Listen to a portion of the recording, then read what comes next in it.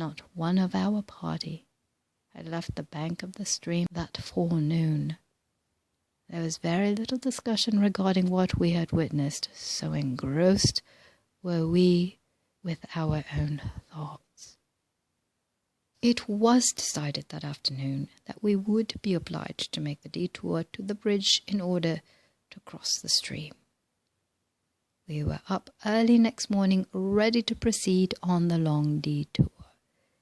Before we started, 52 of the company walked calmly down to the stream and across, the same as the 12 had done the day before.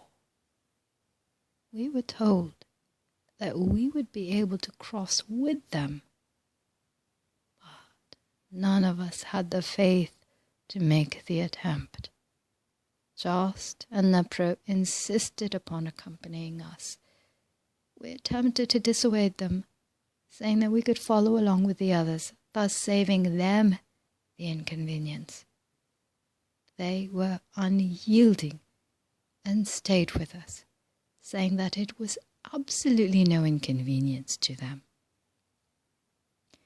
The subject of conversation and thought during the 4 days it took us to join those that had crossed was the remarkable things we had seen accomplished during the short time we had been with these wonderful people. The second day, the company was toiling up the steep side of a mountain with the hot sun pouring down upon us when our chief, who had said but little during the last 2 days, suddenly remarked, "Boys, why is it that man is obliged to crawl and grovel over this earth?" We answered in chorus that he had voiced our thoughts exactly.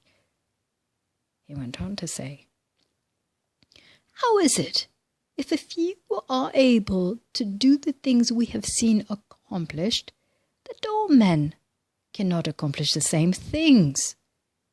How is it that man is content to crawl, and not only content to crawl, but is obliged to do so? If man was given dominion over all things, he was certainly given power to fly above the birds. If this is his dominion, why has he not asserted this dominion long ago? The fault must certainly be in man's own mind. This must all have come about by man's own mortal concept of himself. He has only been able, in his own mind, to see himself crawling. Thus, he has only been able to crawl." Then Jast took up the thought and said, "You are perfectly right. It is all in man's consciousness. He is limited or unlimited, bound or free, just as he thinks. Do you think that the men you saw walk across the stream yesterday to save themselves the inconvenience of this trip are in any way special creations any more than you are?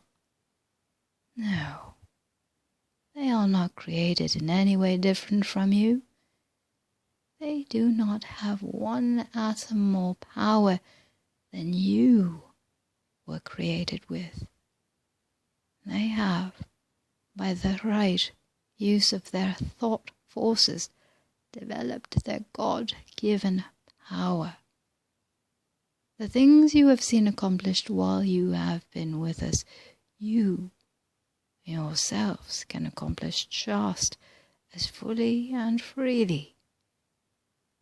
The things you have seen are accomplished in accord with definite law, and every human being can use the law if he will." The talk ended here, and we went on and joined the 52 who had crossed. then proceeded to the village.